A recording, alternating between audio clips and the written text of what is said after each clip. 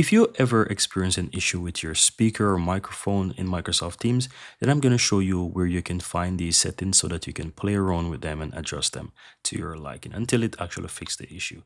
So you want to, of course, ensure that your microphone is working on your PC is not mute, and so forth. And you can easily find these in the lower right hand side of your computer. Right here, you have the speaker icon. But in Teams, click the three dots on the upper right and go into the settings. Then on the left hand side, click on devices, and here you can find your audio settings.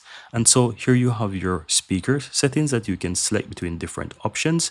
If you have multiple ones, let's say from your PC or external speaker, you can go ahead and select those. It could be your headphones, it could be whatever it is, external monitor, you can select those as well. And so it's important for you to check those speakers to see what is set and ensure that you have the correct one set. The same goes for microphone. If you're using a headset or you're using the speaker from your, or you're using a microphone from your computer, or you have an external mic, you can always select these options as well and select between the two or multiple options that you have there.